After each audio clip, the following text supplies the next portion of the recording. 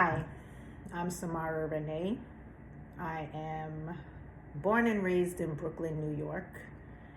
I have a Caribbean family, Haitian to be exact, and I felt the need to create this content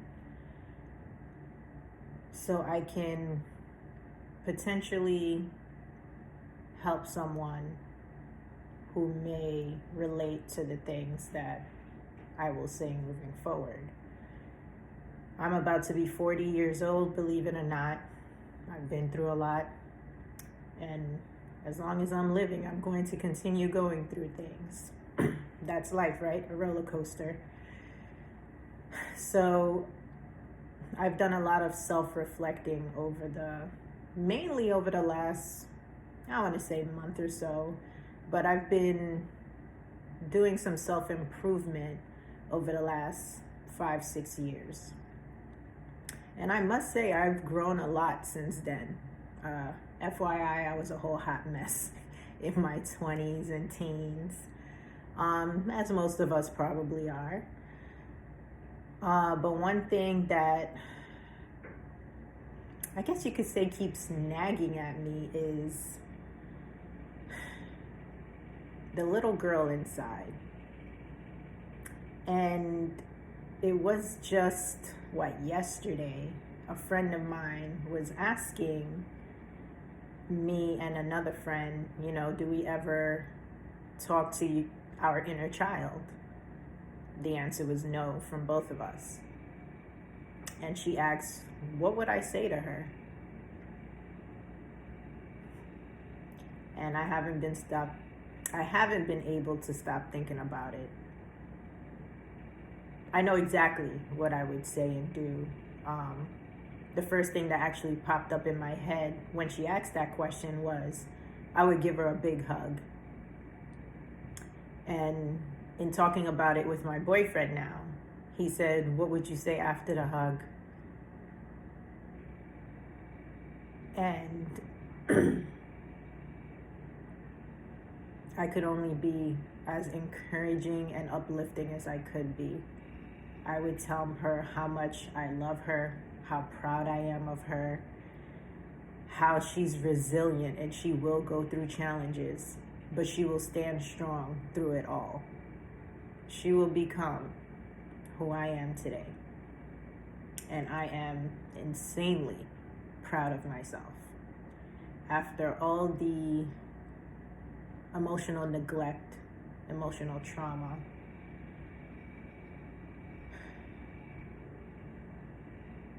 I am the strongest I've ever been.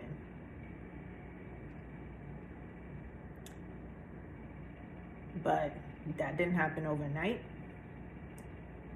That didn't happen in my younger years. It happened over the last 5 or 6. When I made the decision to let go of all the anger and animosity and grudges that I was holding on to. And I made that decision after my heart was completely shattered from my then boyfriend breaking up with me. It's as if I just had enough with the heartbreak. That is an extremely painful experience. Like, I've never been shot or had any broken bones or anything, but my God, does it hurt to have your heart broken.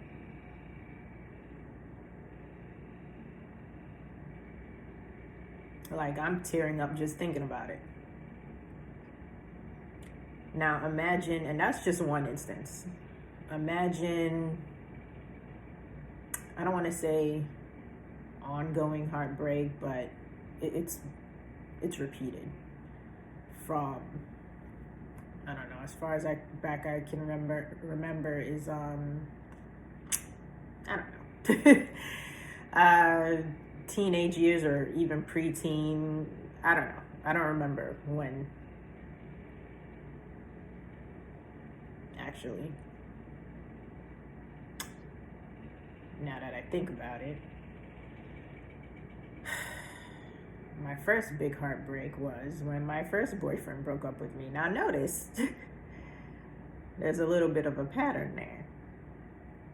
Just a little bit, because I've only spoken of 2 instances where my heart was shattered or seemingly shattered due to the opposite sex. Now, disclaimer, everything I'm saying here is from my own experience. All of it is 100% my opinion. Nothing I'm going to say is to say that it's factual or that I have sources. None of that. Like right now, I don't have nothing planned that I'm saying. I'm just speaking. And I just want to, I guess in a sense, be there for you the way I wish someone was there for me. So this is just an introduction. I have plenty more to say. Obviously, I'm going to do it in increments. I don't want to bore you to death. But yeah, so my very first boyfriend, this was high school. So I was about, 16 maybe, where my heart was completely broken. And I don't mean like, oh, I'm hurt and in a day or 2 I bounce back. Like, I mean, like, you can't even function. Heartbroken. Like, again, I was in high school. I needed to get homework done. I needed to pass exams and all that nonsense that comes with high school. I could not, for the life of me, I could not do it. So it took me about 1.5 years to finally get out of that. And because of that, I was failing. I basically would have ended up spending an extra year in high school because my heart was so broken I couldn't even get work done. I didn't even go to class. Like, I really didn't. Like, I was cutting school left and right. And so this was 11th grade? 10th to 11th grade, something like that. So then once I finally got out of that horrible cycle, I got my act together, going to class, doing all my homework, passing exams, and of course I made it right on time. But that was all me. I didn't have someone that I could look up to tell me, get your act together, or this is only temporary, and I know your heart is broken, but you got to keep going. I had to get out of it myself. I had to go through it myself. Of course, I had friends that I talked to, confided in, cried to. But what did they know? They were my age. They were just as clueless as I was. We were all just trying to figure it out. And 20 years later, 20 plus years later, guess what? I'm still figuring it out. There's really no point, as far as I know, as of today, there's no point where it's like, I got it. This makes sense now. Life is really a roller coaster. You're going to go through ups, downs, curves. You're always going to learn something new about yourself, about others, about life. There's no guidebook.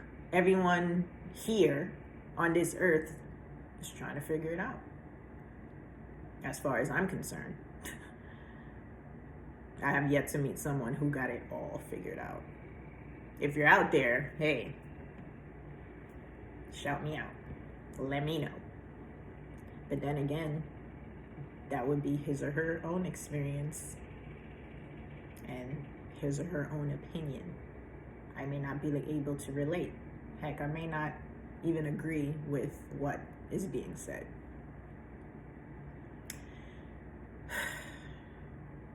So that's a snippet of my life. I will get into more detail in certain areas. And of course, those of you who have comments, questions, inquiries, I would speak on those. But the point of this is to, as I mentioned before, just be there. Someone watching this might hear me say something like, oh crap, I went through the same thing, or I'm going through it now. Like, that's crazy. And I've spoken to people like that where I was like, wow, like we went through the exact same thing. And of course, we're gonna react to it differently. We're all different. No one here is perfect. As much as we try to be, want to be, claim to be, that's just not the case. So I guess because of that question, what would you tell the younger version of you? I guess you could say making this content is in a way me speaking to my younger self. And for those of you who could benefit from it, even better. And I have a daughter. She will be 18 this year. And I want her to be as successful as she could be. I want her to feel loved and supported and just set up for success. Because I did not get that, unfortunately. Your parents can do the best that they can do. They learn from their parents. They either repeat it, do better, do worse. It really depends on their influence, the people that they surround themselves with. And one thing that my friend actually told me not too long ago is that I'm very positive. I thought that was funny and refreshing to hear because I was not always like that. If anything, back in the day, I was the most negative person you'd probably run into. Like, I always found the worst in every situation. Now, due to growth and self-reflection, I try to find a silver lining. For example, for the past, week or two, my car has been acting up. It needs repairs. That costs money. Money I don't really have to put into it, but I need the car, so you gotta get fixed. And it's like, oh my God, why does this have to happen now? I don't have the money like that. But then I realized, wait, it's the beginning of the year. Tax time. So the silver lining would be my car breaking down actually happened at an opportune time where I will have the money to pay for it,